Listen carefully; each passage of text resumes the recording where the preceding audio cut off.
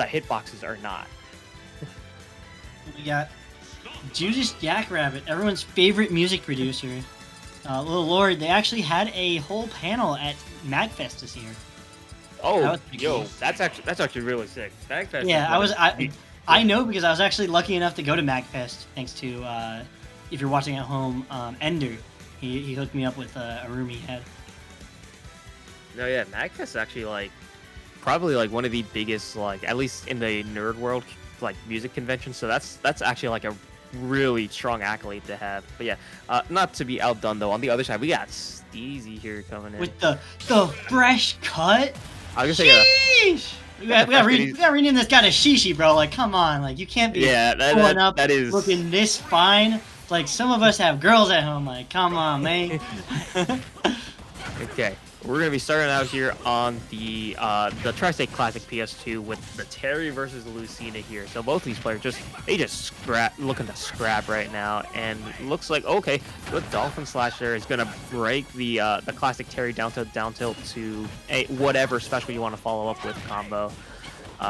Yeah, just really no super big advantages coming out. It's mostly just these players just kind of trading hits so far. No like real, meaningful combos have been executed so far. As I say that though, the crack shoot is going to get a really big knockback, and the burn knuckle there looking off stage, but goes a bit too deep. Does Judas Jackrabbit? So Steezy able to take advantage of these huge sword hitboxes from the air.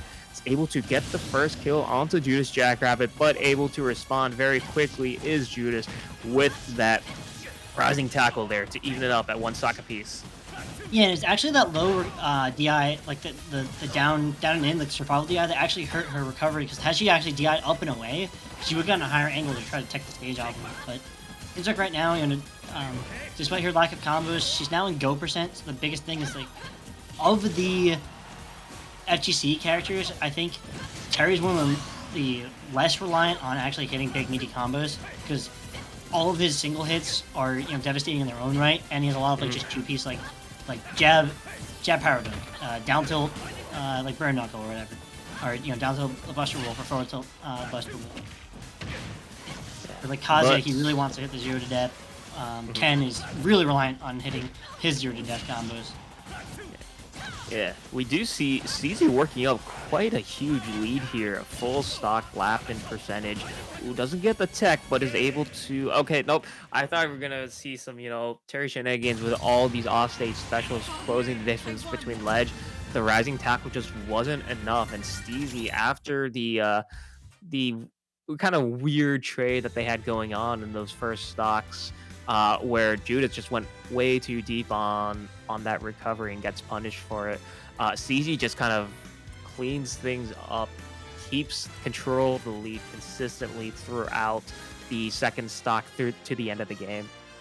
Yeah, and another adaptation I've been seeing from Steezy is his use of the final frames of his hitboxes. So we saw earlier that he utilized, so I think all of the, maybe it might just be right, but I'm willing to bet that all of the Marcina Nairs, like the double swing, actually has a third hitbox that gets overwritten if you hit the second hitbox. So that's why it looks like it's a 2-hit move, because the third hitbox never comes out.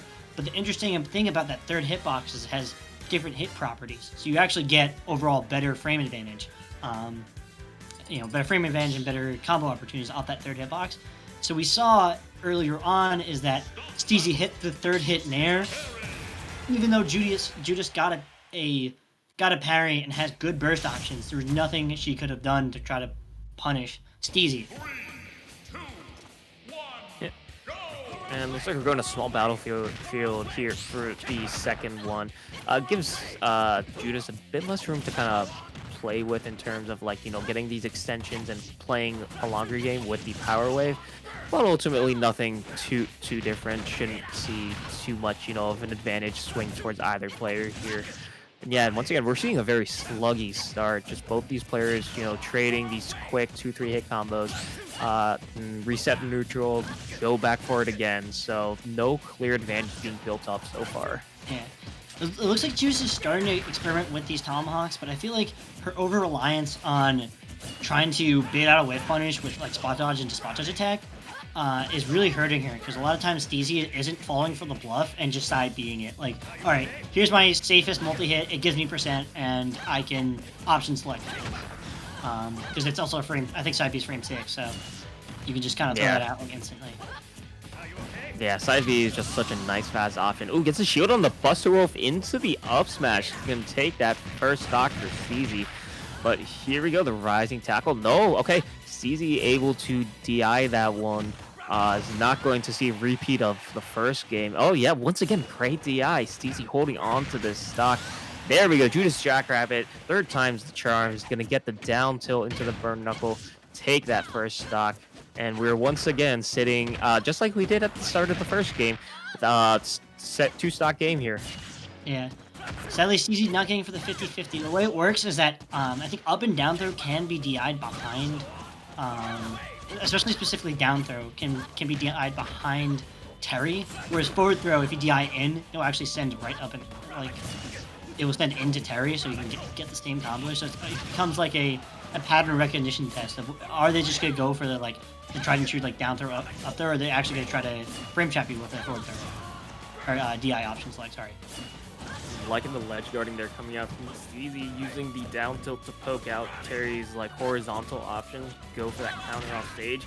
But Judas able to very smartly play through that, saves and holds onto their stock for another little while, and is finally able to get control of the ledge here themselves. Who's not able to get the conversion into a special for the kill, just gonna have to be content with some more damage there. Once again, a shield on a horizontal move coming out from Judas Jackrabbit will get Steezy stuck with the up smash. Power dunk not quite gonna seal it. Steezy has Judas doing some bumbleclat gaming, just missing by a mile every time with like these burn knuckles and these crack shoots where it's always either landing in front of him or onto a shield. So you know, Steezy's always in a prime opportunity to just like worst case up smash or up out of shield, take that like 6 to 10% and just go on with your day. Yep. And luckily for Judas Jackrabbit this game, we are not seeing Steezy kind of run away with a stock lead here. Like, yeah, Steezy's up in percents, but Judas Jackrabbit did at least take that second stock off of Steezy. So things are relatively equal. Ooh, going for that counter. It's going to cost Steezy another couple hits there in that combo. And yeah, here we go. Judas Jackrabbit able to take the percent lead here. Both these players slowly approaching 100% here as they still just go for these trading blows. Oh, rising tackle not quite going to take it, but getting a bit too close for comfort. Steezy's got to be careful and not get hit by some of these. There we go. Go meter is live for Terry. We're going to see the Buster Wolves and Power Geysers be an option now. Just playing so safely is Steezy going to have to. Ooh, the rising tackle there. Also jabs. Yeah, there we go. Judas Jackrabbit taking it back for game number 2 to even up the game count 1-1. Also, I just realized she's wearing a smiling French jacket. That's kind of based. I saw Gleb. I'm like, oh wait, hold on. But speaking of smiling, it looks like she finally kind of figured out where she was going wrong in terms of just like she was kind of overswinging and overcommitting, and we're starting to see a lot more tomahawks. We saw it with the game finisher tomahawk jab, as well as we saw it with just waiting at the ledge.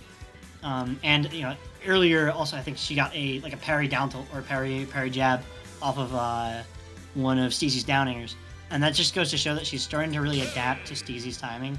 And Steezy, knowing that he had that game and that stock / percentage advantage, he overplayed his hand and ended up falling right into where Judas was able to kind of claw her way back.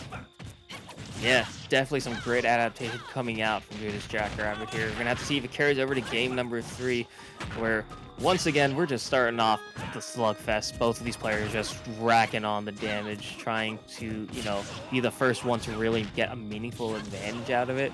Because once Terry or Lucina is able to kind of get something going, oh boy, can they be a pain to stop. Actually goes for, percent-wise and even punish, maybe even stronger, but knockback-wise, actually, I'm surprised he didn't just, as soon as you get the parry, just forward smash and just try to gamble on the DI or, the percent. And ends up, not taking the stock and now having to play down because of it. Yeah. Judas Jackrabbit. Oh, throwing out the Power Geyser there is going to catch the jump from ledge of Steezy. Yeah, now we see Judas trying to play the slow game, which is actually paying dividends here. Just able to kind of bait Steezy into committing to an option before going for something themselves. And, just building up so much damage. It's almost like the reversal of how game one went, where we have a chance to see Judas Jackrabbit here with a stock lead if one or two more confirms happen. Oh, no. Yeah. Unfortunate. Trying to use the Dolphin Slash to break the pressure, but misses both the platform and the ledge. So now Judas Jackrabbit here sitting with a 2-stock lead and still has these supers online. This is a dangerous situation for Steezy.